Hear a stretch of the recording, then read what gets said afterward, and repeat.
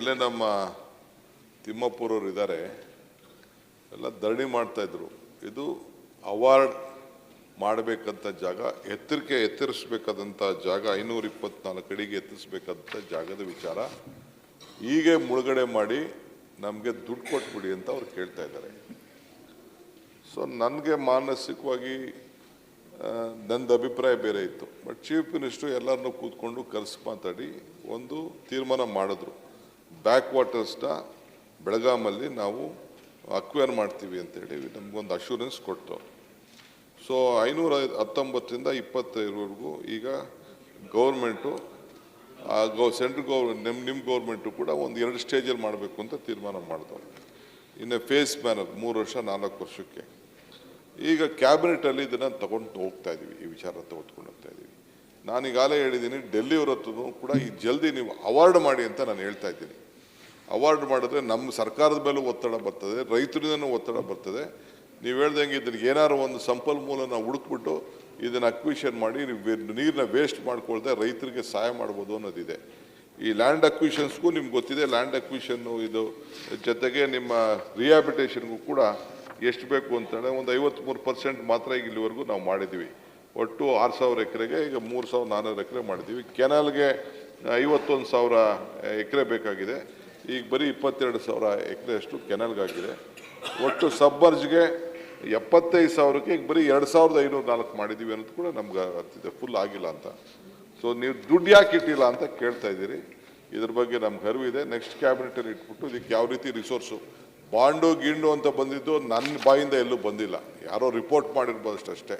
But we know ನಾವು ನೀವೆಲ್ಲ ನಿಮ್ಮ ಪ್ರೆಷರ್ ಮೇಲೆ ನೀವೆಲ್ಲ ಡೆಲ್ಲಿಗೆ ಹೋಗ್ಬಿಟ್ಟು ಅಲ್ಲಿ ಜಲ್ದಿ ನೋಟಿಫಿಕೇಶನ್ ಮಾಡಿ ಅವಾರ್ಡ್ ಮಾಡಿ ಅಂತೇಳಿ ತಾವು ಒತ್ತಾಯ ಮಾಡಿ ನೀವೆಲ್ಲ ಸೇರಿ ಇದನ್ನು ಜಲ್ದಿ ಮುಗಿಸೋಣ. ಆ ದೆಹಲಿದು ನೋಟಿಫಿಕೇಶನ್ ಒಂದು ಭಾಗ, ಸಾಮಾನ್ಯ ಪ್ರಕ್ರಿಯೆ. ಅದು ಯಾವುದೇ ಕ್ಷಣದಿಂದ ಆಗ್ಬೋದು, ನಾಳೆ ಆಗ್ಬೋದು, 300 ವರ್ಷ ಆಗ್ಬೋದು ಆಗ್ಬೋದು. ಆದರೆ ಈ ಪ್ರಾಜೆಕ್ಟು ಏನಿದೆಯಲ್ಲ, 1,00,000 ಕೋಟಿ ಅಕ್ವೈರ್ ಮಾಡುವಂಥದ್ದು, ರಿಹ್ಯಾಬಿಲಿಟೇಷನ್ ಮಾಡುವಂಥದ್ದು, ಇದನ್ನು ಮಾಡಬೇಕಾದಂಥ ಇದು 16 ವರ್ಷದ ಪ್ರಾಜೆಕ್ಟ್, 1 ವರ್ಷದ ಆಗುವಂಥದ್ದಲ್ಲ. ಇದು ವಿಶ್ವಾಸ ಮೂಡಿಸುವಂಥ ಪ್ರಾಜೆಕ್ಟು. ನೀವು ಪ್ರಾರಂಭ ಮಾಡಬೇಕಾದ ಇದು ಕಾರ್ಯಕ್ರಮ. ಅದನ್ನ ಯಾಕೆ ಹೊಂದಿಸಿ ಹೇಳ್ತಾ ಇದ್ದೀರಿ ದಯಮಾಡಿ ಮೇಲಿನ ಮೇಲೆ? ಅದನ್ನ ಯಾಕೆ ನೆಪ ಹೇಳ್ತಾ ಇದ್ದೀರಿ ಅಂತ ಇದನ್ನು ನೋಟಿಫಿಕೇಶನ್ 6 ತಿಂಗಳಾಗಲಿ 1 ವರ್ಷದಲ್ಲಿ ಆಗಲಿ ಅದರ ಒತ್ತಡದ ಮೇಲೆ ಮಾಡ್ಲಿಕ್ಕೆ ಹೊರಟಿದ್ದೀರಾ ನೀವು? ಅದಾಗದೇ ಇದ್ದರೆ ನಾವು ಎಲ್ಲರೂ ಕೂಡ ಅಲ್ಲಿ ಒತ್ತಡ ಮಾಡೋದು ಬೇಡವಾ? ಅದನ್ನ ಯಾಕೆ ಹೇಳ್ತಾ ಇದ್ದೀರಾ? ಆ ನೆಪ ಇದರಲ್ಲಿ ನಿಮ್ಮ ಕೆಲಸನೇ ಇದೆ, ಅದು ನಿಮ್ಮದು ಕೆಲಸ, ಕೇಂದ್ರ ಸರ್ಕಾರದಲ್ಲ ಅದು.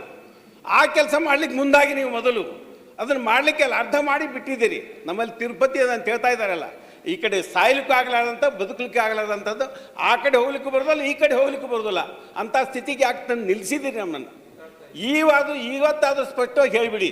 ನಾವು 519.6ಕ್ಕೆ ನಾವು 02ಕ್ಕೆ ನಾವು ಮಾಡಿದ್ದೀವಿ, ಇಷ್ಟಕ್ಕೆ ಸಾಕು, ಮುಂದಿನ ಯೋಜನೆ ನಾವು ಕಂಟಿನ್ಯೂ ಮಾಡೋದಿಲ್ಲ ಅಂದರೆ ನೆಮ್ಮದಿಯಿಂದ ನಾವಾದರೂ ಬದುಕ್ತೀವಿ. ಮುಂದೆ ನಮ್ಮ ಯೋಚನೆಗಳು, ಕುಟುಂಬಗಳು, ನಾವು ಅಲ್ಲಿ ಜೀವನ ಹಿಡಿಬೇಕು, ಅಲ್ಲಿ ಇದರಲ್ಲಿ ಇಲ್ಲಿ ಬಾಳೆ ಮಾಡಬೇಕು, ಅಲ್ಲಿ ನೌಕರಿ ಹಿಡಬೇಕು, ಅಲ್ಲಿ ಅಂಗಡಿ ಹಾಕೋಬೇಕು, ಯಾವ ರೀತಿ ಕೂಲಿ ನಾಲಿ ಮಾಡಬೇಕು, ಯೋಚನೆ ನನ್ನದಾದ ಒಂದು ಸೀಮಿತ ಅವಧಿಯಲ್ಲಿ ನಾವು ಮಾಡ್ಕೊಳ್ಳಿಕ್ಕೆ ಅವಕಾಶ ಆಗುತ್ತೆ. ಇನ್ನೂ 50 ವರ್ಷದ ತಗ ಪ್ರಾಜೆಕ್ಟ್ ನೀವು ಹೋಯ್ತಾ ಇದ್ದೀರ ಅಂತ ಅನಿಸಿಕತ್ತಿದೆ. ಇದು ಎಲ್ಲಿವರೆಗೂ ಹೋಯ್ತಾ ಇದ್ದೀರ ಅಂತ ಇದಕ್ಕೆ? ಅಧ್ಯಕ್ಷರೇ, ನೋಟಿಫಿಕೇಶನ್ ಆಗದೆ ಹೋದ್ರು ಕೂಡ ನಾವು ಸ್ಟೇಜ್ ಪ್ಯಾನಲ್ ಮಾಡ್ತೀವಿ ಅಂತ ಹೇಳಿದ್ದೀವಿ. ಇವನ್ನೆಲ್ಲ ಕರೆಸಿ ಮುಖ್ಯಮಂತ್ರಿಗಳು ಅಶ್ಯೂರೆನ್ಸ್ ಕೊಟ್ಟಿದ್ದಾರೆ. ಇದನ್ನು ಕ್ಯಾಬಿನೆಟ್ಗೂ ತೆಗೆದುಕೊಂಡು ಹೋಗ್ತಾ ಇದ್ದೀವಿ. ಇದಕ್ಕೆ ಫೈನಾನ್ಸ್ ಯಾವ ರೀತಿ ಒದಗಿಸ್ಬೇಕು ಅಂತ.